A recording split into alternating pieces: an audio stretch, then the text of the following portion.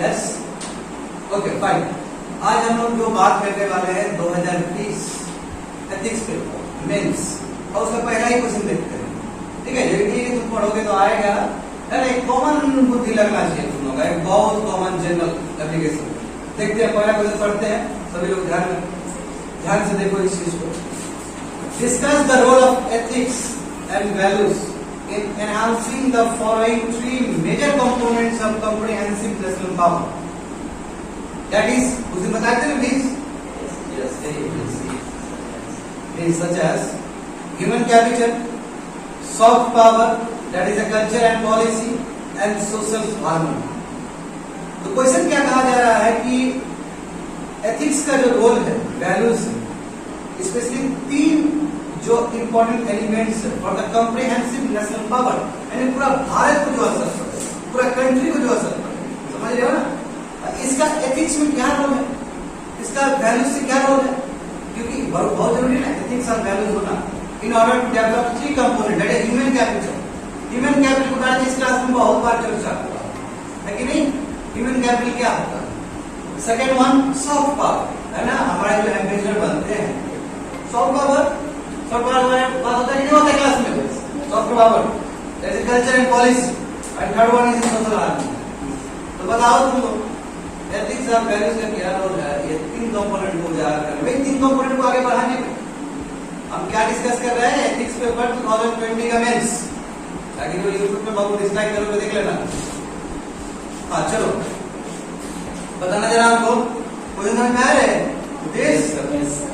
बताओ जरा क्या है एथिक्स और वैल्यूज। एथिक्स और वैल्यूज किस तरह का रोल प्ले करता है सो फॉर ह्यूमन कैपिटल को डेवलप करने में, जरा बताना हमको। तो पहले ह्यूमन कैपिटल को पहले डिफाइन कर लो, क्या होता है ह्यूमन कैपिटल, क्या होता है जल्दी बताओ। ह्यूमन कैपिटल क्या होता है? Human capital economy. ठीक है, और थोड़ा जाता तो इसके लिए बहुत बढ़िया शब्द बना है यूपीएससी में, डेमोग्राफिक डिविडेंड बना है ना कुमार, यही तो है डेमोग्राफिक डिविडेंड में ह्यूमन कैपिटल। जो समर्थवान है, एक आदमी है, एक अनपढ़ आदमी है, एक पढ़ा लिखा आदमी है, कौन देता है ह्यूमन कैपिटल? पढ़ा लिखा आदमी ह्यूमन कैपिटल देता है, वर्ड व्यवस्था में योगदान देगा किसी न किसी रूप से। एक स्किल्ड है, एक अनस्किल्ड है, कौन ह्यूमन कैपिटल? स्किल्ड वाला है, तो वो वर्क देगा। बात समझ रहे हो ना, ये होता है ह्यूमन कैपिटल। अब यानी कि ह्यूमन कैपिटल मतलब क्या? Resources, human need resources, that is human capital. इससे पहले तुम एचआरडी मिनिस्टर देखता था, ह्यूमन रिसोर्सेज डेवलपमेंट मिनिस्टर देखता था, तो क्या था? अब एजुकेशन मिनिस्टर क्या बोलते थे? एचआरडी बोलते थे, ये ड्रॉप करके फिर से अपना एजुकेशन मिनिस्टर बोल रहा है। बात समझ रहे हो ना? यस, सर टेक्नोलॉजी बताया, नेशनल एजुकेशन पॉलिसी जब चला था उसमें बताए थे सभी चीज।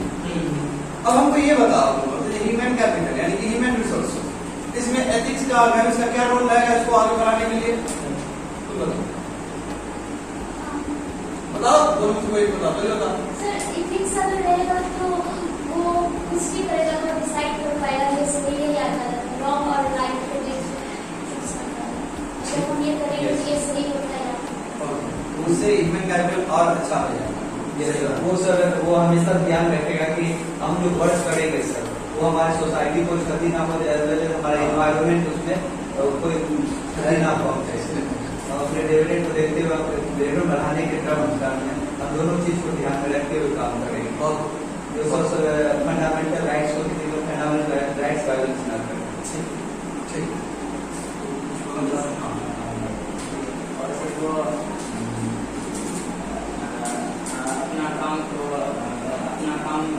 अपना काम करेगा, लेकिन सर उसमें फिर वो इस हिसाब से करेगा ताकि अपना काम भी हो और दूसरे का कोई क्षति ना हो, सबका अपना अपना जो राइट्स होता है सबको मिले। कुछ अलग प्रकार जाना चाहोगे, सिर्फ ओवरलैप नहीं होना। डेमोग्राफिक डिविडेंड मतलब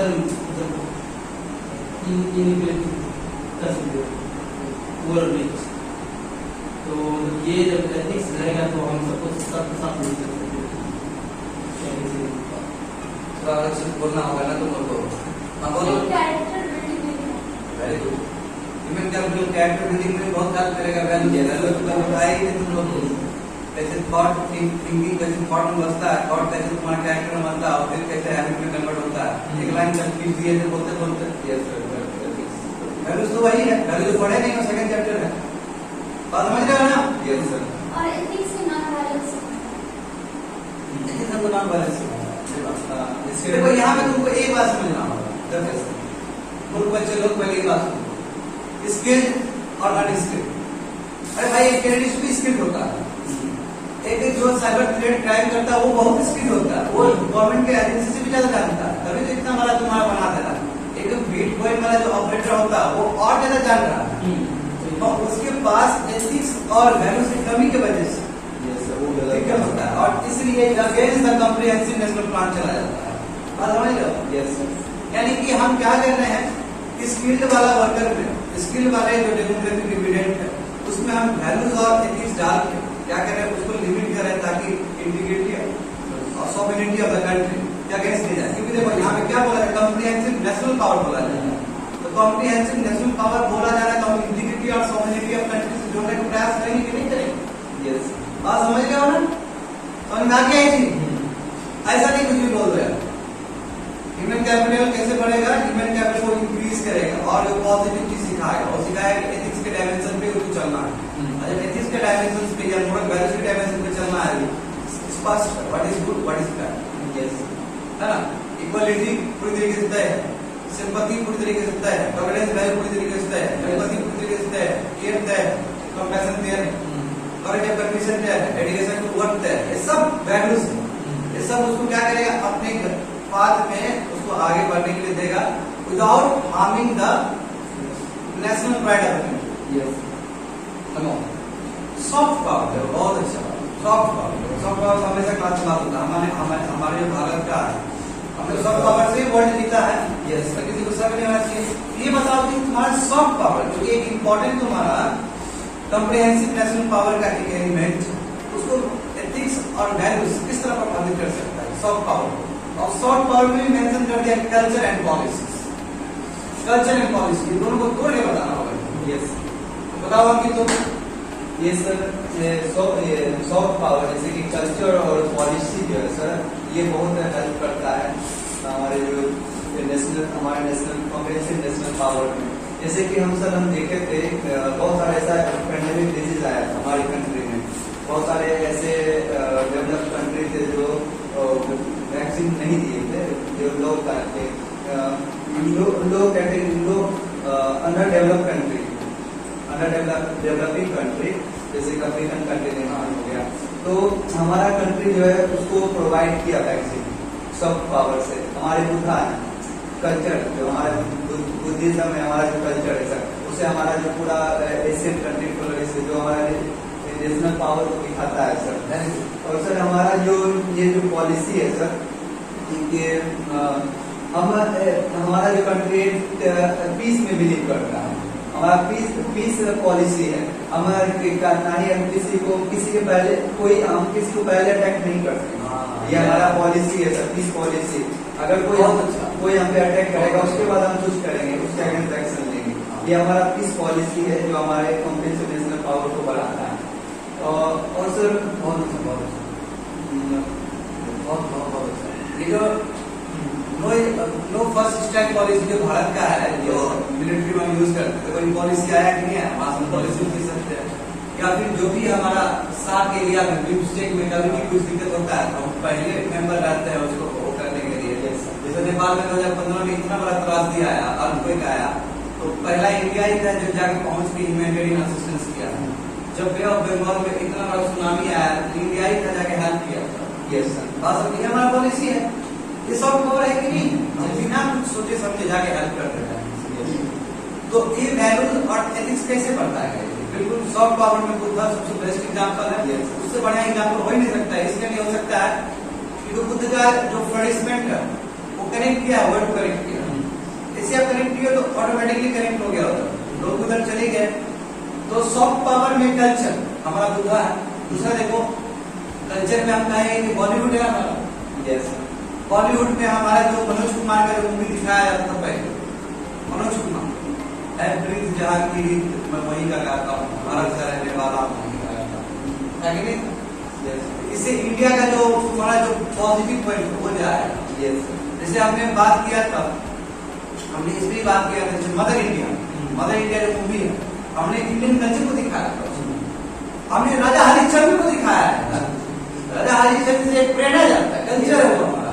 अब राजा हरिश्चंद्र जैसे एथिकल और मोरली और इतने अच्छे प्रिंसिपल्स वाले कौन हो सकते हैं? उसको सपना में जो देखा है जाके दान दे दिया और हकीकत जाके दान दे रहा है। ये सब चीज क्या है? ये सब चीज हमारे सोशल वैल्यूज को और सब वैल्यूज को और बढ़ाता है। सब कोडकर राजा हरिश्चंद्र, बुद्धा, अब वासुदेव कुटुंबकम, इससे बढ़िया नाटक कुछ नहीं हो सकता है। सब पावर के तौर पे अब वासुदेव कुटुंबकम को कोविड-19 से जोड़ने का प्रयास करो तुम लोग। बात समझ रहे हो ना? कहीं भी त्रासदी होता है तो इंडिया फर्स्ट।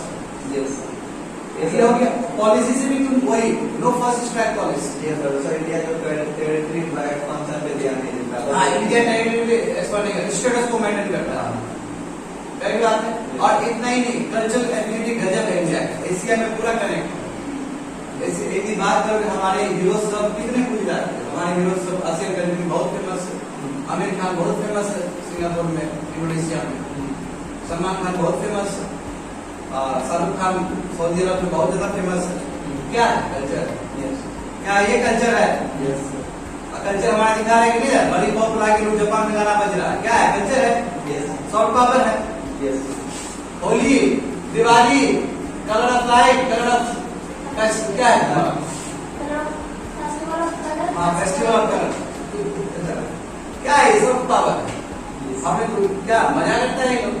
जैसे देखो, कनाडा फेस्टिवल का बात करोगे तुम लोग, तो एक तुम्हारा मैड्रिड स्पेन में भी होता है, जो पैसा वाला नहीं होता है, दौड़ के मारने वाला, तुम लोग देखा, जिंदगी नहीं मिलेगी दोबारा क्या, और बुल फाइटिंग वाला होता है, उसमें भी कलर खेला आता है, जैसे टमाटो वाला खेला आता है। वो उतना प्रभावित नहीं किया जितना हमारा होली किया। होली का पेनिट्रेशन ज्यादा है बड़ी, दिवाली का भी, होली का और ज्यादा लेवल पे है। ये हो गया कल्चर पर। बिल्कुल तुमको निकालना है, कोई नया चीज नहीं, किताब से नहीं। तो सर आज होली खुद खास होता है, होली ऐसा नहीं होता है जैसे यहाँ मनाया, तो ये होली नहीं होता, पुराना मान लो होली है, पटक दो नाली के अंदर, ऐसा नहीं, ठीक है ना? होली होता है तो होली देखना है तुम लोग की आज धीरज में खेली गए होली रहती है। जाके जाओ उत्तर प्रदेश में देखो कैसे ब्रिज में खेला जाता है लठ मार होली। और लठ मार होली में लठ जो मारे जाते हैं वो बहुत जोर से नहीं मारा जाता है, ठीक है, वो हंसी मजाक से होता है। एक परंपरा है ना, जहाँ के कृष्ण जी जन्मे मथुरा में, है ना, ब्रज में, वृंदावन में। अब हम दांडिया में बात करेंगे, जैसे कि हमारा यहाँ गुजरात में क्या है, पोंगल क्या है? कल्चर है हमारा। पूरा मकर संक्रांति के दिन में दही चूड़ा लेकर बैठे हो, क्या है? कल्चर है हमारा। सब चीज को जो रिलेवेंट है सब जोड़ो। देखो 150 वर्ड है इसके लिए, बात सोचना है तुम लोग सोशल हार्मनी कैसे, वैल्यूज और एथिक्स, करेक्ट, कैसे सोशल हार्मनी को बढ़ाएगा ताकि कॉम्प्रिहेंसिव नेशनल पावर पे हम क्या कर सके और दुरुस्त कर सके इस चीज को, इस पावर को और दुरुस्त कर सके। सोशल हार्मनी किसी भी कंट्री के लिए बहुत जरूरी है ना। सोशल हार्मनी पीस, सोसाइटी बहुत पीस, ये सब चंगा से ना, सब चंगा है। बताओ इधर डायरेक्ट रिलेशन है ये सर ह्यूमन कैपिटल में जो हम जो एथिक्स यूज करेंगे सर, सोशल वो हमारा सोशल हार्मनी ऑटोमेटिक होना है। एक डायरेक्ट करो ना, अलग अलग पॉइंट पे बात करो ना। पहले तुम्हारा हो गया ह्यूमन कैपिटल बात होगी, ये सब कल्चर बात होगी, सबका बात होगी। सोशल हार्मनी में किस तरह वैल्यूज और इसका काम होता है एथिक्स का। सोशल हार्मनी सिंपल बात है, एथिक्स और वैल्यूज से यार, आदमी के पास वैल्यूज और एथिक्स रहेगा, इंटरप्रेट करेगा दूसरे को। यस, हमको क्या ये क्या पूछा था क्लास में कि पर्सनल एथिक्स में सर वो सोशल एप्लीकेशन कहाँ से आता है, पूछा था कि नहीं पूछा था तुमको? कम्युनिटी वाले पर्सनल एथिक्स ही था ना। खुद को क्या करना चाहिए, प्रोफेशनल एथिक्स और प्राइवेट रोल और जब पब्लिक रोल का बात कर रहे थे तो तुमने पूछा था कम्युनिटी एप्लीकेशन कैसे हो गया, तो मैंने बोला था तुमको एक भागवत कथा का वो जो रेफरेंस तुमको पता है, वो आगे नहीं उधार में। यस सर, अपना पर्सनल रोल को यानी प्राइवेट रोल को अच्छे से निभा रहे हैं। कैसे निभा रहे हैं? Because of ethics, because of values. एक सर मैरिज पार्टी, हाँ एक छोटा सा पार्टी एक इंडिविजुअल आदमी ऑर्गेनाइज करता है, पूरा सोसाइटी का सोसाइटी जुड़ता है, कोऑर्डिनेशन होता है, सोसाइटी लीड करता है उस चीज को। जैसे अभी भी भारत में देखते हो भारत में अभी भी कहीं लड़की का शादी नहीं होता है, कम्युनिटी उठ के आता है शादी करने के लिए। गाँव देहात में होता है, यस ग्रामीण में भी होता है। जैसे कोई एक कास्ट का बहुत गरीब है, तो उस कास्ट में जो भी थोड़ा स्ट्रॉन्ग वाले हैं वो मिल के चंदा करके या स्पॉन्सर करके उसको मदद करते हैं। उसका लाभ नहीं तो है, गरीब सबका है उठाते हैं। Yes sir.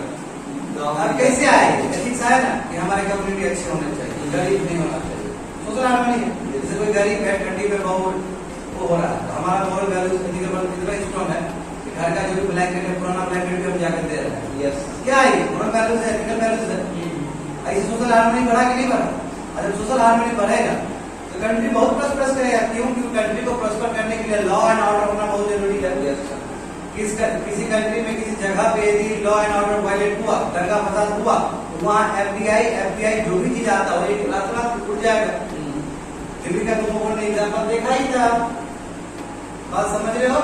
यानी कि ये तीनों कंपोनेंट्स एथिक्स का रोल और वैल्यूज का कंक्लूड कर दो। अब देखो तुमको करना क्या है, ह्यूमन कैपिटल पे एथिक्स और वैल्यूज का रोल दिखा दो, फिर इसका कंट्रीब्यूशन कॉम्प्रिहेंसिव नेशनल पावर में क्या रहेगा। Same for soft power house and same for social harmony. बस हो गया, को 50 बहुत ज्यादा अच्छा वन कभी और तुम लोग ग्रुप करो, पूछेंगे तुम लोग से क्वेश्चन समझने में कोई एक कला है, समझो क्वेश्चन को और समझ में आया तुमको, और समझ में आएगा। देखो मेरा ही भाषा है ये, देखो पढ़ो।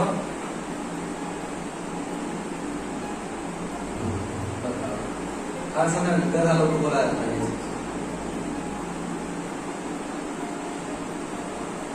बोलते हैं, बोलते कि नहीं बोलते हैं? खाली किताबी तक नहीं होता है, ये लिखा है इस पेपर में। ऐसा वर्ड मिलेगा तो और कॉन्फिडेंस आएगा ना मेरा। तो आगे आकाश से पूछा जाएगा, आकाश क्या समझा उस इंग्लिश समझाओ, क्या समझा?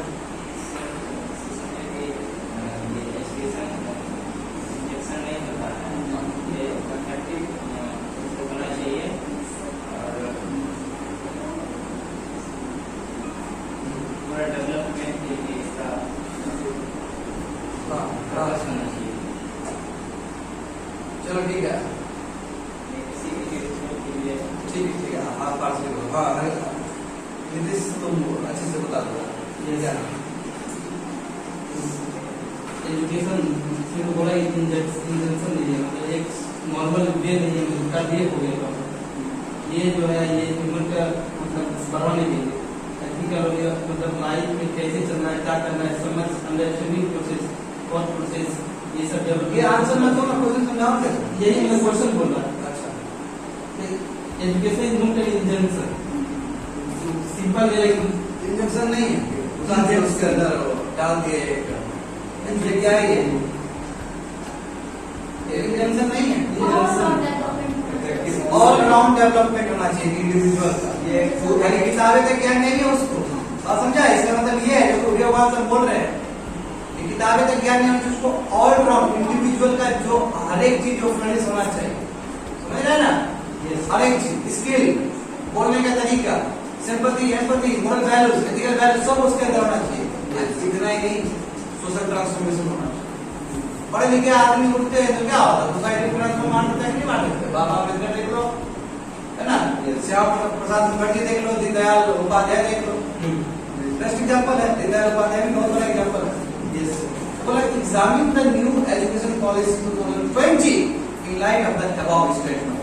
जो नेशनल एजुकेशन पॉलिसी 2020 का आया था उसका क्रिटिकल एनालिसिस भी किए और उसका फीचर्स भी काफी कुछ बताया। तो कैसे इस चीज को कैटर करता है, क्योंकि हम तो जानते हैं हर समय हम क्रिटिक है अपने जो अभी का जो एजुकेशन सिस्टम है उसको लेकर।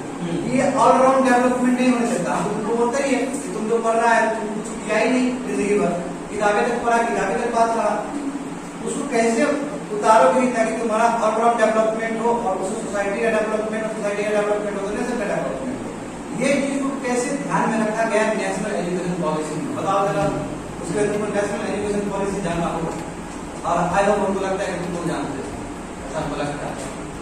नहीं जानते तो बाबू ट्रेनिंग लेते हैं आप, नहीं जानते तो खींच लो नहीं, इसका तो पता ही है, बहुत सारी चीज पता होगा। उसमें बच्चे लोगों को क्या प्रावधान दिया गया था, उसमें एक सबसे इम्पोर्टेंट चीज है कि साइंस का विद्यार्थी भी चलिए, इसी में आर्ट्स कर सकता है 8%। ये है कि और सब यही डेवलप कर देगा। सबसे इम्पोर्टेंट पॉइंट तो यही डेवलप है। अब देखो होता क्या कि जो टेक्निकल फील्ड में जाते हैं, टेक्निकल फील्ड में कोई सिर्फ एम्पैथी वाला काम नहीं करता। एक IITian से बात करोगे, उसको उसके दिमाग में सुपर ट्रांसफॉर्मेशन है, कहीं दूर दूर तक कहीं बुद्धि नहीं होगी, कहीं दूर दूर तक ऑप्टिक खाली वही इंटरनेट फोटोन, ये मॉस्फेट, ये तुम्हारा कैथोड एनोड कर रहा है। टेक्निकल क्या है? अब जो आर्ट्स और कल्चर पढ़ने वाले हैं तो उसका अपना हिस्ट्री का ही क्या है। अब दोनों कोलैबोरेट कर दी, कोलैबोरेशन का मौका है कि नहीं है नेशनल एजुकेशन पॉलिसी। साइंस का बच्चा भी वो ले सकता है या फिर उधर का बच्चा भी साइंस कर सकता है। इससे क्या होगा, ओवरऑल डेवलपमेंट हो जाएगा।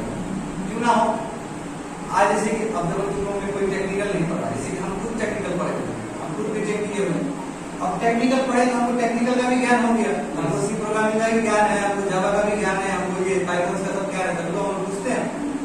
अब उसके साथ साथ हमको ये एथिक्स का भी पता है, ज्योग्राफी पता है, हिस्ट्री पता है, तो जो मेरा ओवरऑल डेवलपमेंट है वो बहुत खतरनाक हो जाएगा। ये मौका मिलता है कहाँ से, नेशनल एजुकेशन पॉलिसी से। हमारा तो ये बोल रहा है इसलिए हम ऐसा हो गया ना। हमारे ऐसे बहुत सारे लोग हैं जो खाली टेक्निकल फील्ड में ही है या फिर किसी फील्ड में है। ये जो बीच का गैप, ये गैप भर देगा नेशनल एजुकेशन पॉलिसी। बात समझे ना? तो इससे क्या होगा कि इंडिविजुअल का ओवरऑल डेवलपमेंट हो पाएगा, ओवरऑल डेवलपमेंट होगा। जैसे कि तुम लोग अभी सड़ा हुआ गता हुआ जो जिस हिसाब तुम लोग पढ़ रहा है उससे पूछ जाएगा, उसे क्या पूछ जाएगा। और इससे क्या होगा, सोशल ट्रांसफॉर्मेशन। बताओ, जब ऑलराउंड डेवलपमेंट होगा या फिर एजुकेशन का सोशल ट्रांसफॉर्मेशन कैसे हो पाएगा, ये बताओ जब। और नेशनल एजुकेशन पॉलिसी को ध्यान में रखते हुए क्यों, देखो इससे रिलेटेड नहीं है। ऑल इंडिविजुअल डेवलपमेंट तो हमने बता दिया, आंसर बता दिया, ये तो आंसर हमने दे दिया। दूसरा सोशल ट्रांसफॉर्मेशन पे क्या असर पड़ेगा, ये तो बहुत ज्यादा सर ट्रांसफॉर्म पड़ेगा। क्योंकि सर अगर कोई इंडिविजुअल आदमी वो टेक्निकल जान रहा है, टेक्निकल उसके पास ज्ञान है, अगर उसने न्यू एजुकेशन पॉलिसी के द्वारा इस पॉलिसी को फॉलो करते वो सोसाइटी के बारे में भी जान लिया, कल्चर के बारे में भी जान लिया, और हमारा जो इन्वायरमेंट के बारे में भी जान लिया, वो सर आगे जो भी काम करेगा, वो जो आगे काम करेगा सोसाइटी, वो अपने कोई भी प्रोजेक्ट के लिए तो सोसाइटी और इन्वायरमेंट को ध्यान में रखते हुए करेगा। इस इन्वायरमेंट एथिक्स को साथ में लेके करेगा, जिससे हमारा जो सोशल ट्रांसफॉर्म बढ़िया से हो सकेगा। चलो और तुम कुछ अलग बोलिए, बुजुर्ग नहीं है, अलग बता।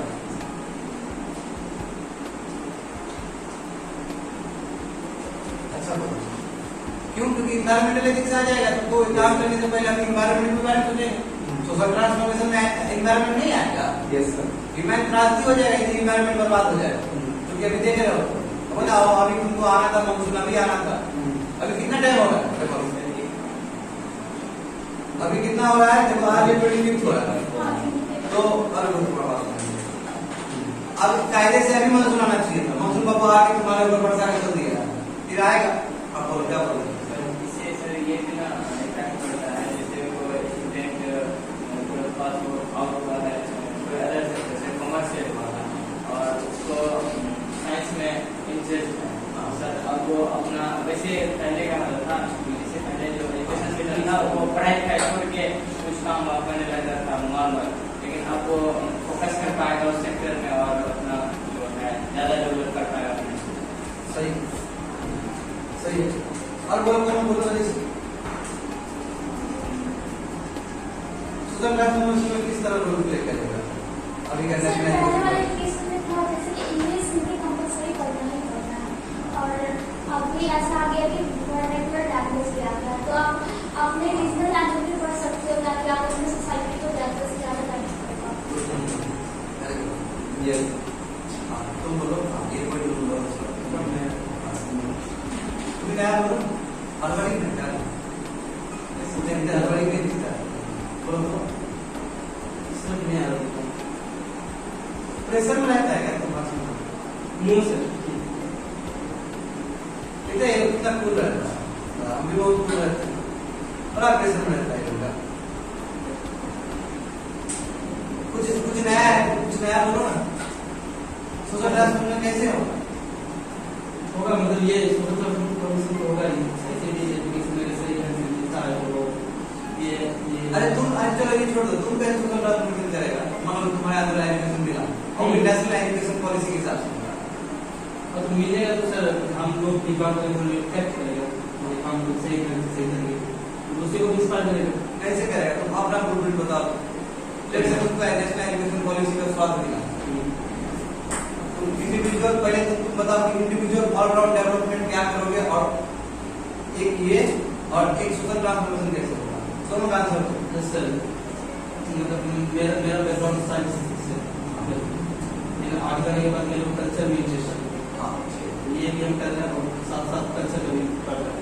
मेरे पास हिस्ट्री का बहुत ज़्यादा नॉलेज रहता है, किसी का था तो हम अभी अगर किसी को बताएंगे तो कल्चर से रिलेट करेंगे।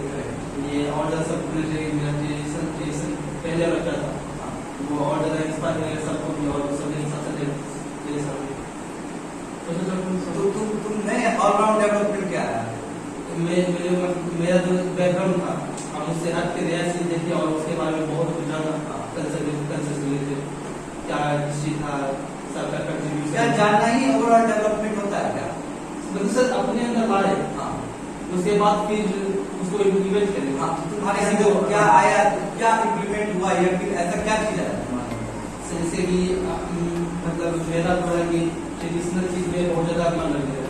हाँ, मेरा इंडिया पीछे नहीं पहले हाँ, बहुत ज्यादा ट्रेडिशन में भी जैसे आयुर्वेदा में देखिए बहुत ज्यादा प्रॉब्लम उसके जो यहाँ से निकल के दूसरी जगह मेडिसिन बनाया जाता है, लेकिन इंडिया में उसका नहीं है, उसका जो मिलना चाहिए स्तर वैसा नहीं है। ये सब हम देख रहे हैं और सीख रहे हैं तो ये इंस्पायर करेगा मेरे को और ज़्यादा अगर उस चीज़ में बढ़ाते हैं से इससे निकाले कोई मेडिसिन अगर बनाए सोशल ट्रांसफॉर्मेशन हो जाएगा तो कोई फिर मेडिसिन लाएगा खुद का बनता है। यानी कि तुम्हारे अंदर जो वैल्यूज क्रिएट हुआ because of your combination of subjects, yes उससे अंदर तुम्हारा क्या डेवलपमेंट क्या हुआ? मतलब क्या डेवलपमेंट क्या है? डेवलपमेंट आज सर ट्रेडिशनल में और ज़्यादा बिलीव करते हैं। अच्छा, ट्रेडिशनल यानी मतलब हमको सेल्फ प्राइड हुआ अपने कल्चर को लेकर, ग्लोरी को लेकर प्राइड हुआ। और प्राइड होने से तुम्हारे डेवलपमेंट कैसे आ रहा है? मेरे तुम्हारे पर्सनल लेवल पे डेवलपमेंट किस लेवल पे आ रहा है? मतलब वो दिख रहा है कि हम भी मतलब जो था मेरा पीछे वो मेरे अंदर आ चुका है और वो अभी हम कुछ भी चीज करते तो मेरे पर इफेक्ट लगता है वो चीज। कोई भी कहानी किसी का इंस्पिरेशन जैसे जी का ले लें तो इसका बोला हुआ बात जो हम बोलेंगे जो करेंगे वो इफेक्ट करेगा। मैं तुमसे पूछना चाहता हूँ ऑलराउंड डेवलपमेंट का मतलब क्या होता है? पहले बताओ तुमसे। ऑलराउंड डेवलपमेंट ऑलराउंड डेवलपमेंट का मतलब क्या होता है? ऑलराउंड डेवलपमेंट का मतलब होता है सर कि अगर हम किसी सिचुएशन में हैं तो उस सिचुएशन को हम टैकल कर सकें। ऑलराउंड डेवलपमेंट अगर हम आईटी सेक्टर के हैं और हम फंस गए सोशल एजुकेशन तो उस सोसाइटी में कुछ ऐसा जगह में फंस गए जहाँ पे हमारा टेक्निकल डिग्री काम नहीं करेगा, टेक्निकल नॉलेज नहीं काम करेगा, वहाँ पे हमें सॉफ्ट पावर से काम करना होगा। एक टेक्निकल से हटकर एक सोसाइटी के से काम करना होगा तो उसका भी ज्ञान हमें होना चाहिए। एक आसान भाषा में कहते सर कोई भी सिचुएशन को टैकल करने में, हैंडल करने में जो हम क्विक डिसीजन लेंगे सर, जो एक कॉमन अप्रोच हो वो हमारा सर ऑलराउंड डेवलपमेंट। इससे भी बड़ी चीज है। तो मतलब क्या है? नहीं प्रॉपर नहीं हुआ। मैं नहीं मानता हूँ तुम लोग का आंसर प्रॉपर। मैं आंसर तुम ऑलराउंड डेवलपमेंट ही नहीं समझा है। क्या आंसर देगा तुम लोग? ऑलराउंड डेवलपमेंट का मतलब क्या होता है? बताओ जरा हमको। सोशली डेवलपमेंट को या ऑलराउंड डेवलपमेंट बोलते हैं? क्या होता है ऑलराउंड डेवलपमेंट का मतलब? ऑलराउंड डेवलपमेंट मतलब सर कि अगर हमें कहीं पे भी काम करने का अगर अपॉर्चुनिटी दिया जाता है हम वहाँ पे अपना बेस्ट दे सकें। उसका रिजल्ट हुआ। हाँ, वो उसका रिजल्ट हुआ। समझ रहे बात को ना? बताओ तुम ये भी पता नहीं होता। बताओ तो मतलब जैसे हम सब कुछ जाने एक ही लोग हैं, इससे बेस्ट है कि कुछ जाने सब चीज जनरल मतलब हाँ, तो तुम्हारे हिसाब से जानना डेवलपमेंट हुआ। हाँ नॉलेज देना अपने जगह हाँ डेवलपमेंट को डेवलप किए उसके बाद सब जगह जाएगा मतलब सर इस पॉइंट का जो मतलब है ऑलराउंड डेवलपमेंट पहले खुद हम सब फील्ड में डेवलप कर लेंगे तभी ना कुछ भी कोई मतलब सिचुएशन आए तो करेंगे ऑलराउंड डेवलपमेंट सब चीज के बारे में नॉलेज होना चाहिए सबसे बारे में हाँ समथिंग वो इम्पोर्टेंट है मतलब सब चीज के बारे में कम कम होना चाहिए द हाईएस्ट भी तौर पर बोलेगा मैं भी कर सकता चलो तुम बोलो जाएगा चलो बोलो मेरी स्पीच है तो रिटर्न दिया ही बोलो नहीं हुआ आंसर नहीं पर तुम बोलो किसी का आंसर सही है फिर से एक बार सोचो मन में सोचो फिर से सर ये होना चाहिए इसमें कि मतलब कोई मतलब सोसाइटी में जितने भी सिचुएशन हो सबको हैंडल करना सारे काम को अगर सारे काम को कर लेते हैं सब मिलके तो यानी कि मान लो कि सोसाइटी में कोई गलत चीज रहा तो उसको भी हम कर लेते हैं फिर दिमाग फेल कर देगा दिमाग एक मिनट और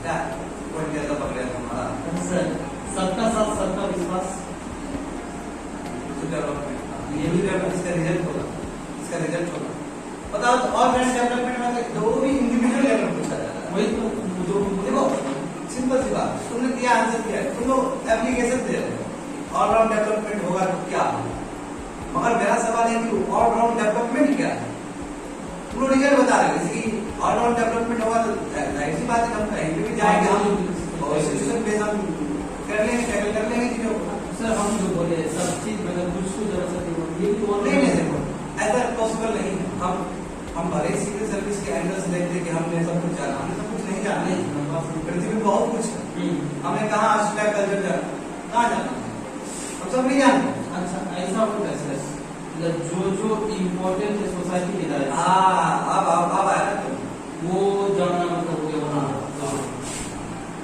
वही हुआ एक्चुअल में वही हुआ उसी को थोड़ा सा और घुमाना ऑल राउंड डेवलपमेंट देखो वर्ड ही क्या एक ह्यूमन बीइंग के पास कितना कुछ होना चाहिए क्वालिटी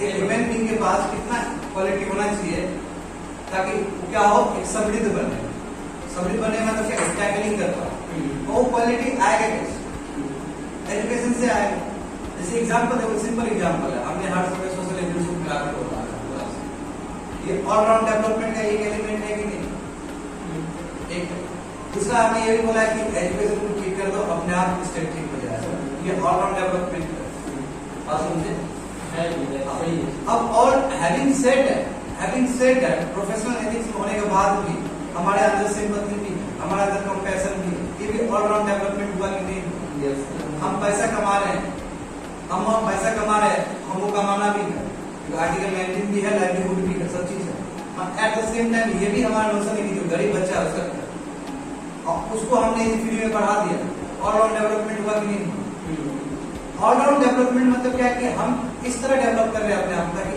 हम सब चीज को देख पाएंगे सब चीज को हम निभा पाएंगे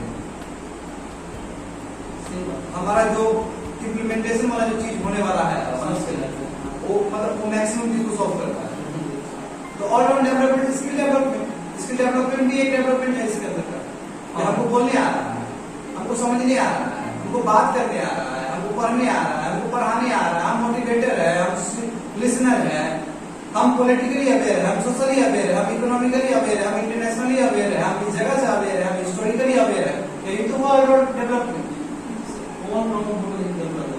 ऑलराउंड डेवलपमेंट एक आदमी को कहीं पे रहने के लिए क्या क्या क्वालिटी की आवश्यकता है वो सभी चीजों में महारत हासिल करना और देखो तो कभी कुछ नहीं होता है मगर एक आदमी के अंदर अच्छा बोलने के लिए क्वालिटी होता है कि नहीं होता ये अच्छा उसके लिए जब तुम पैरामीटर जब सेट करोगे तो 7 पैरामीटर सेट करोगे और उसके लिए 1000 पैरामीटर थोड़ी लेके आओगे आचरण अच्छा है कैरेक्टर अच्छा है तो उसके पास डेवलपमेंट है पढ़ाई कर रहा है यदि वो दिख रहा है तो अच्छा है यदि पढ़ाई कर रहा है तो छोटे आदमी का छोटे जात का आदमी का या गरीब आदमी को वो अवहेलना नहीं कर रहा है तो ऑलराउंड डेवलपमेंट है उसके अंदर सिंपैथी है कंपैशन ऑलराउंड डेवलपमेंट है यानी कि जो जो क्वालिटीज एक आदमी को चाहिए सोसाइटी में अच्छे से जीने के लिए सभी क्वालिटी हमारे अंदर प्रेजेंट है तो बहुत अच्छा यानी कि हमारा जो संवाद करने का तरीका हम एजुकेटेड के साथ भी उतना बेहतरीन रूप से कर पाएंगे और जो गरीब आदमी है जो पढ़ाई से बहुत दूर रहा है उससे भी हम संवाद करेंगे इसलिए जीएम का सिलेबस की ऐसे लिखा है। बात समझ रहे हो ना? ये वो ऑर्डर टेबल, इसका इंप्लीमेंटेशन हुआ, जैसे तुम बोले कि इसका इंप्लीमेंटेशन क्या हुआ कि हम किसी भी सिचुएशन को टैकल करेंगे। एजुकेशन इतना बड़ा चीज है एक्चुअली। सही बात है। समझा? हमारा तुम कभी नहीं समझेगा यार, तो कभी तो एजुकेटेड नहीं होगा हमारा। ठीक है, जो होना होगा वो हो गया। देखो ठीक है, ये देखो ठीक है, ये देखो what teachings of Buddha are most relevant today and past. अब इसमें तो बाबू क्या बोले, अब इसमें तो तुम लोग लिस्ट बना देगा, मतलब 150 शब्द का है। बुद्धा का जो टीचिंग्स, कौन सा teaching, what teaching of Buddha अभी भी रिलेवेंट है और क्यों? आप जानते हो सब हिस्ट्री की, हिस्ट्री नहीं खींचना है, तुमको टीचिंग बताना है, तो हम तुमसे पूछना चाहेंगे बुद्धा का फोटो तुम भी लगाया हो ना, बात करो, बताओ। लगाने से नहीं बजाना भी पड़ता है, बताओ।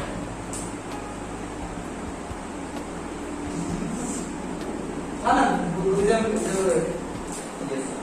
हाँ देखा बुद्धा का फोटो देगा।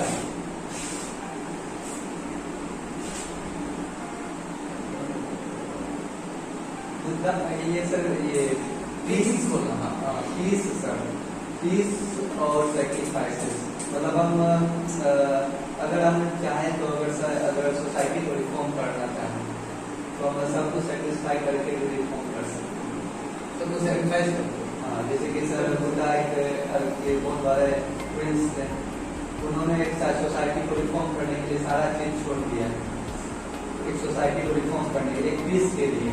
तो उन्होंने वो पीस को ढूंढ भी किया और पूरे ऑल ओवर वर्ल्ड को भी बहुत ज्यादा टीच भी किए कि पीस अगर सोसाइटी को हार्मोनी बनाना है तो सबसे बढ़िया पीस है, और बिना कंफ्लिक्ट के भी हम कोई भी काम कर सकते हैं, बिना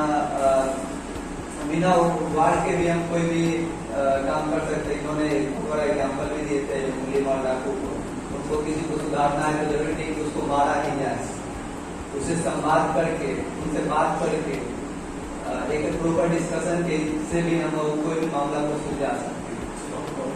ये कभी भी ये पॉइंट मत बोलो। बुद्धा तो सब काउंटर ठीक है। अभी भी जो रिलेवेंट को अभी बहुत बड़ा यूज नहीं सकता है, रिलेवेंट जो है टीचिंग में था, जैसे कि एक तो फर्स्ट हो गया मैरिज सबसे बड़ा, जो मतलब अभी के जो भी बहुत ज़्यादा रिलेवेंट है। उनका टीचिंग भी था मेडिटेशन योग, तो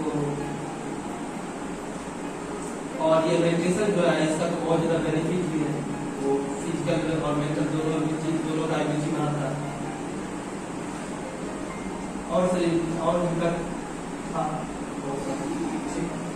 चलो तुम बोलो, ये पॉइंट रिपीट नहीं होना चाहिए। तो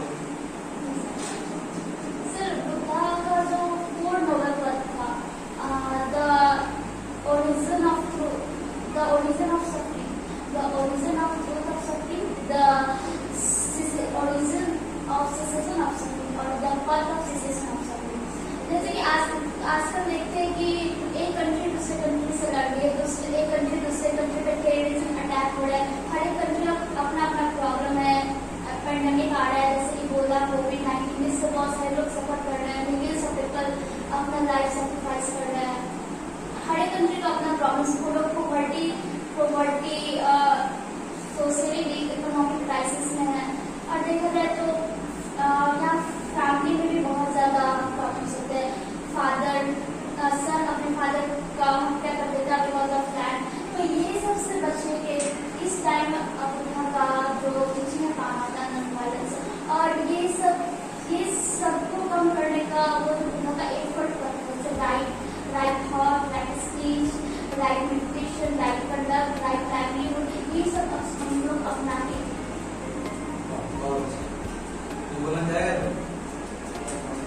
सर आंसर का स्तर तुम्हारा अच्छा बन रहा है। Very good. हाँ बोलो, कुछ बोलना चाहते हो? नहीं एथिक्स थोड़ा अच्छा हो रहा है। एथिक्स अच्छा हो रहा है, हमको लगा ऐसा फील हो रहा है। हाँ बहुत अच्छा हो रहा है तुम्हारा आंसर में, तो है ना थोड़ा सा वजन आ रहा है तुम्हारा आंसर, बहुत अच्छा। जितना हमको जितना मुझे आता है बहुत आ रहा है। बाकी हो, बाकी इसमें कंपटीशन में लगे हुए हैं। तो फिर तैयारी करने में ये तुमको क्या लगता है कि ये जो आज जो हम लोग कर रहे हैं, क्या तुमको लगता है कि ये चीज फिर से रिपीट होगा या फिर ऐसा माहौल बनेगा? नेवर, कभी नहीं हो सकता। समय रहते ही सीख लेते और वहां से डेवलप कर लेते। देखो साफ साफ तुम्हारे सामने में जो पेपर है, तुम्हारे सामने पेपर में एक चीज को बोला कि हिस्ट्री भी हम नहीं छोड़ेंगे, हिस्ट्री भी हम रखेंगे और हिस्ट्री का 2 क्वेश्चन करंट अफेयर भी बोला कि हम नहीं छोड़ेंगे। That's my education policy. It's all round development. Education है तो इट्स ऑल राउंड डेवलपमेंट।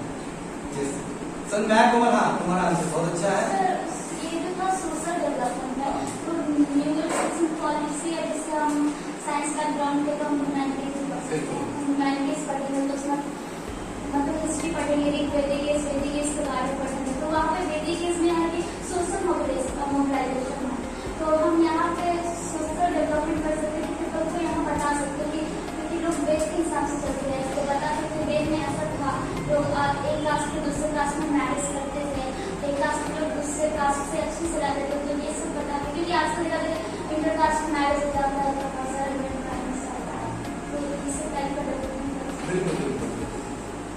और फिर एक है कि सर स्पीड को लेते हैं कि साइंस, अगर हम साइंस के तो हमारे लिए स्पीड कुछ नहीं होता, बस देखने की गुजर है। और वैसे हम हर तरह से अवेयर हो तो बता सकते हैं स्पीड का भी एग्जिस्टेंस है, फिर लोगों को सही बात।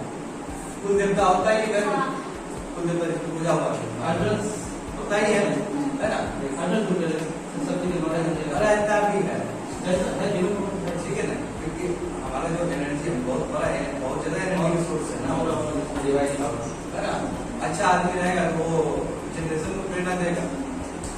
जैसे कि कुल देवता का मतलब क्या होता है कि हमारे कुल के जैसे आदमी जिनको पूजनीय माना जाता है, वो है बाइंडिंग फोर्स जो माना जाता है। मैं 100% दावा नहीं करता हूँ चीज पे, कहा था कि वो हमको हमारे जनरेशन को गाइड कर रहे हैं, और उस आगे तो बहुत गंदा गंदा चीज होना शुरू हो जाता है ना? वो सर एक एथिक्स का काम करता है सर। सर वो हमारे गाइड कर देगा, हम गलत नहीं कर सकते। गलत करेंगे तो हमारे खुद देवता गुस्सा आ जाएंगे। कुल देवता भी हर कोई नहीं बनता, ये भी ध्यान रखिए। कुल देवता भी बना वही हमारे समझ से कि बहुत ही जो अच्छे रहे उस समय। जैसे एग्जाम्पल तुम देखो ना, दरगाह सिस्टम जो है, दरगाह में जो पीर बाबा जो है, वो पीर बाबा भी बहुत बड़े नाम के थे। इनका बहुत ज्यादा उस समय बहुत बड़ा नाम था इनका, भजन करते थे, कीर्तन करते थे लोग। इनके जब मरे तो इनके वहाँ पे कब्र बनाया गया और उसके बाद दरगाह बना दिया गया। उसके बाद भी आने वाले 500 साल में 600 साल में उनके नाम से भी स्पीड भागता है। तो क्या वो पुण्य आत्मा हो गया ना? वो पुण्य आत्मा हो गया। क्यों? क्योंकि वो पूरी तरीके से ईश्वर में खोने वाले सब लोग होते हैं। जो ईश्वर में खोने वाले होते हैं, जो उसका स्पिरिट जो होता है, कनेक्शन बहुत फास्ट होता है ना उन लोग का। जैसे अभी भी देखो कि दरगाह में जब जाओगे झाड़ फूक करने के लिए, तो वो बहुत बड़े नमाजी होते हैं। नमाजी समझते हो? हमारे समय नमाज पढ़ रहे हैं, तो तुरंत जाके नमाज पढ़ेंगे, फिर आगे तुमको रेमेडी देंगे, फिर जाके नमाज पढ़ेंगे, फिर आगे देंगे कनेक्शन। हम डटी आदमी से, राम रहीम वाला टाइप का आदमी से हम कुछ उम्मीद नहीं कर सकते। आसाराम बाबू टाइप का आदमी से उम्मीद नहीं कर सकते, वो तो छलावा है।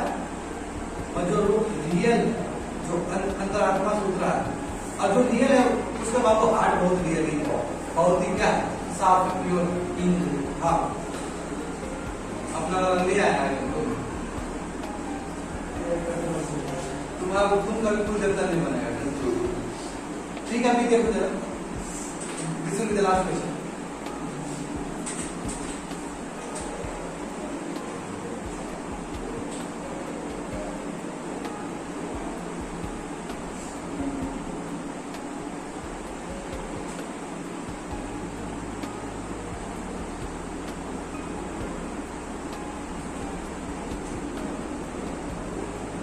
देखो ये बहुत खतरनाक है, समझ गया तुम लोग? हिंदी का भी पढ़ सकते हो, समझने का प्रयास करो, हिंदी में तुम पढ़िएगा।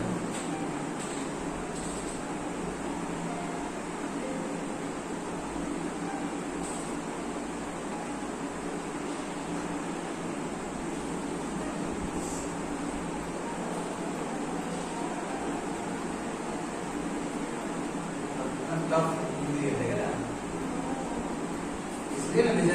लोग नहीं पास कर पाता। हाँ, सिविल सर्विस में हिंदी वाला कोई ही कम लोग पास कर पाते, इस लेवल पर ही और तब होता है हिंदी एग्जाम। हिंदी बहुत बनना है। लग रहा है बहुत और तब ये समझना होता है, चाहे किसी साइड को उठा देखो ना तो नौकरी नहीं आएगा। उसी के लिए जो विजन आई है, जो केमिस्ट्री के जो है ना बहुत फेमस सर है, हाँ, कितना लड़ाई की है अब ये यूट्यूब पे देखो, रविश कुमार के साथ में उनका 7-8 साल पहले एक डिबेट हुआ, हिंदी मीडियम को कोई एज ही नहीं, सब कर दिया गया इंग्लिश का, उससे फायदा तो हो गया इंग्लिश वाले लोग, हिंदी का क्या सुसाइड मार देता है। तभी तो सुसाइड को बनाया गया क्या ऑप्शन, खाली बस का पास करना, पास करेंगे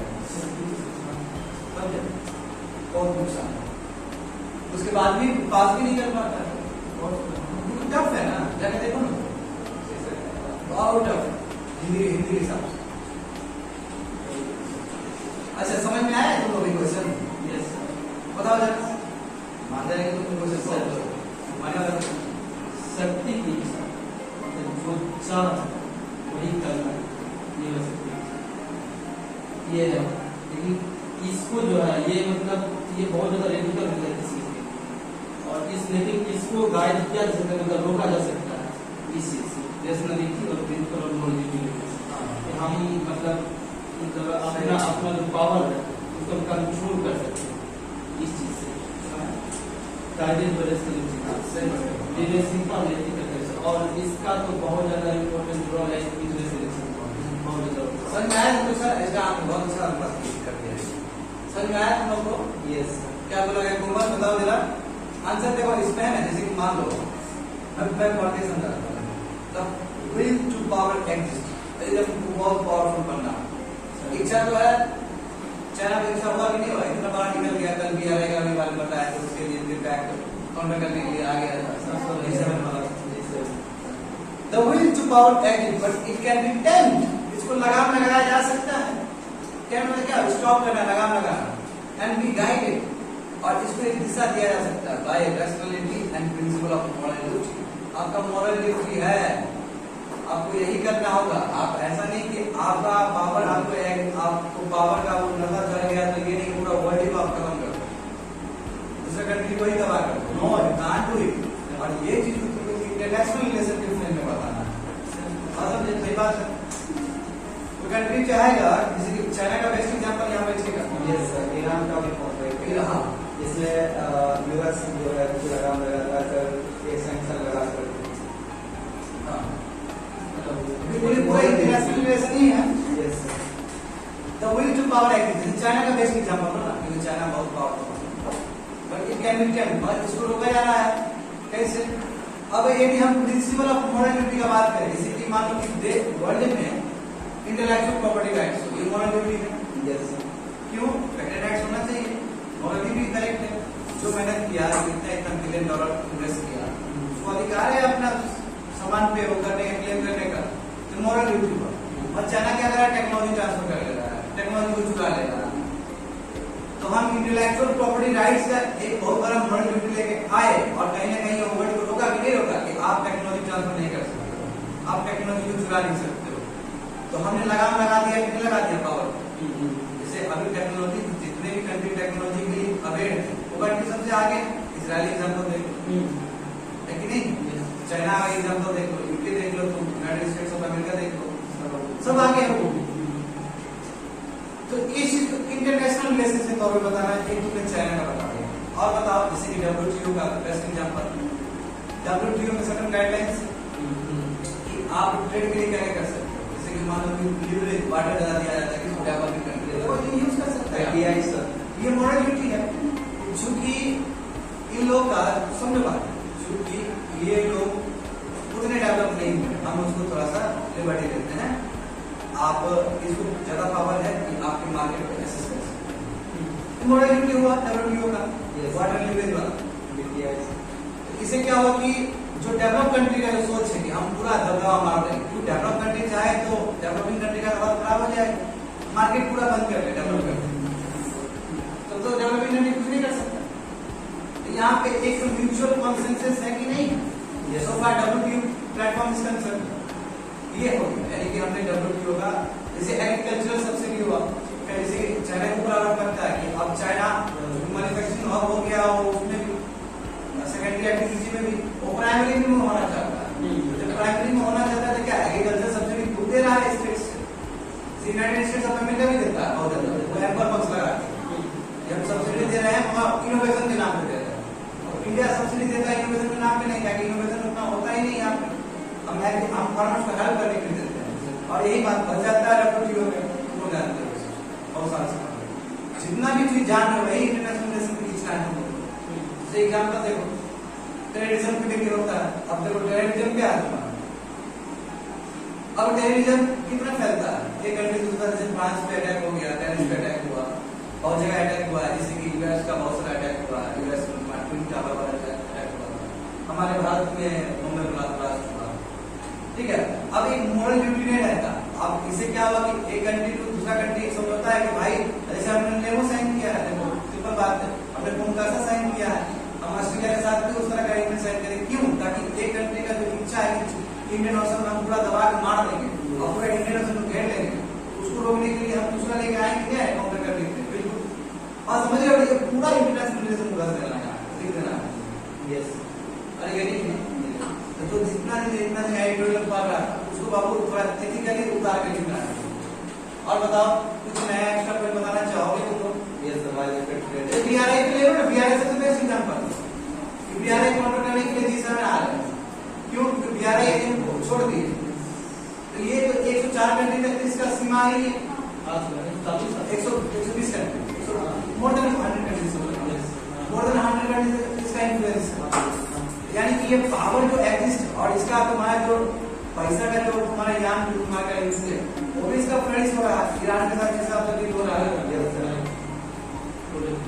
तो मोरल ड्यूटी है कि इसको रोका जाए, अदरवाइज पूरा चपेट में ले लेगा। जैसे हम लोग चेक बुक डिप्लोमेसी का बात करते हैं चाइना का, वो भी क्या है पावर टू प्राइस, और उसको कैसे बोलते हैं, उसको कैसे हम गाइड करेंगे, सॉफ्ट पावर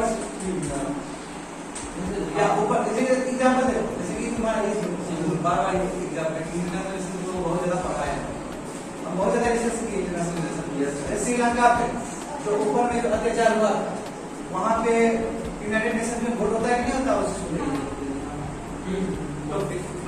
लगाम लगता है इसके ऊपर। अच्छा अब दो लोग एक पॉइंट बताओ, यूएन का वीटो राइट, हाँ बहुत बहुत बहुत अच्छा है, जैसे कि म्यांमार में हुआ चुनाव वाला जो लगा ऊपर से प्रेशर होगा, क्यों चाहे कि म्यांमार पूरी तरीके से पावर पूरा कंट्रोल करके रख ले, मिलिट्री ग्रुप हो गया वहां, तुमको समझ में आ रहा है, ये समझ में नहीं आएगा, ये बहुत एक साल का समस्या है, तुम बताओ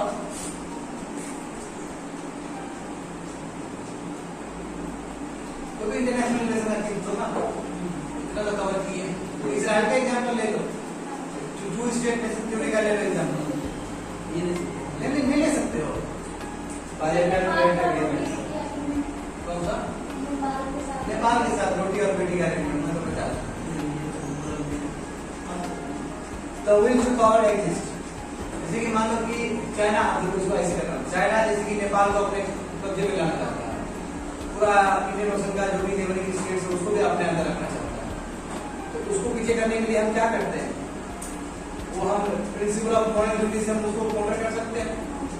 मॉरल ड्यूटी क्या है, इंडिया ने हिस्टोरिकली नेपाल को हेल्प किया है, राम जी दोनों कंट्री से रिलेटेड है ना, सीता जी के लिए हम गए थे, वहाँ मधुबनी गए थे, मिथिला रीजन गए थे, उसका हुआ बुद्धा बुद्ध वहाँ जब गए हैं भारत में आए हैं, तो ऐसे बहुत सारे ढेर सारे एग्जाम्पल है जो कंट्री को बाइंड करता है और कहता है कि ये कंट्री में रहने तो फायदा है, तो हम चेक करते हैं कि नहीं करते चाइना, लोग सेम है, राम जी का पूजा यहाँ पे भी होता है, राम जी का पूजा वहाँ पे भी होता है, नवरात्रि यहाँ पे भी होता है, नवरात्रि वहाँ पे भी होता है, यूएस का इंटरफेरेंस हिस्ट्री द ब्रिटिश हाइजर तो बता सकते हैं, हाँ जैसे कि सेकंड वर्ल्ड वॉर के बाद इंटरनेशनल रिलेशन में क्या असर पड़ा, यूनिटी और इंपीरियलिज्म जो आप इधर दबा के रखे हो, और एक बॉडी बन गया यूनाइटेड नेशंस, वो आपको डर लगाया, यस मॉरल ड्यूटी क्रिएट हुआ कि नहीं हुआ, कि अब हमको छोड़ना ही पड़ेगा,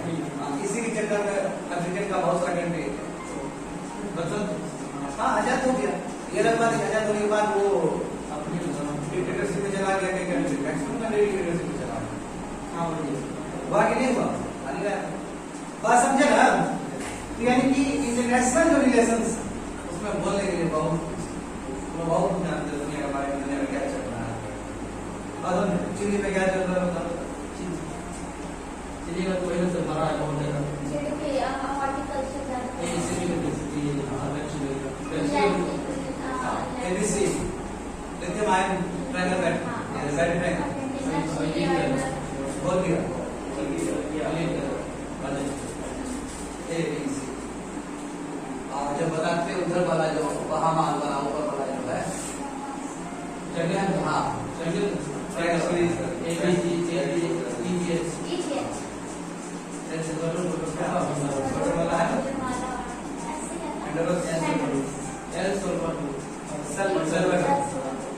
बहुत बढ़िया।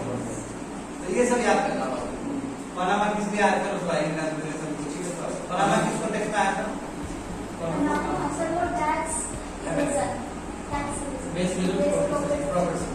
क्या बहुत इंटरनेशनल तो बहुत बारे में क्या आया? टर्की किस कॉन्टेक्स्ट में आया? तभी सब डिस्ट्रिक्ट वाले किसी में बताओ। आज इसलिए इशू तो है अभी थोड़ा सा यूक्रेन का मतलब यूरोप वाला जो इशू कर सके सर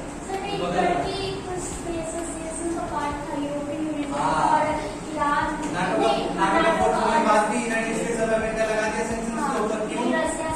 यस S-400 टन वाला जो दिए थे। तभी लगा सऊदी अरब किसने न्यूज बनाया? करंट न्यूज में बताओ। हर एक कंट्री करंट न्यूज में है। चलिए बताओ। रिमिटेंस काफी ज्यादा आता है ना? सही बात है। थर्ड नंबर पे आता है।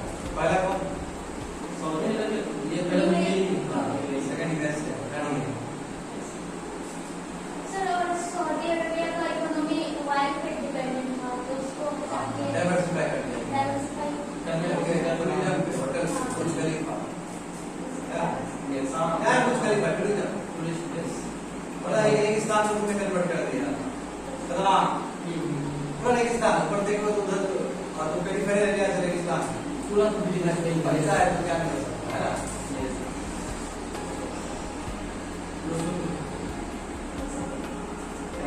इंडोनेशिया किस लिए आया है?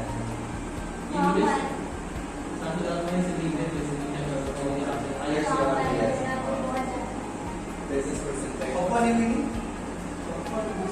वो तो आया था सर उससे रिलेटेड वहाँ पे यूएस का वो हाँ वो अलग है यूएस से अलग तो और उससे रिलेटेड जो है ना बंद ठीक है तो बस दोनों का सोचना है कि क्या है इंटरनेशनल रिलेशन है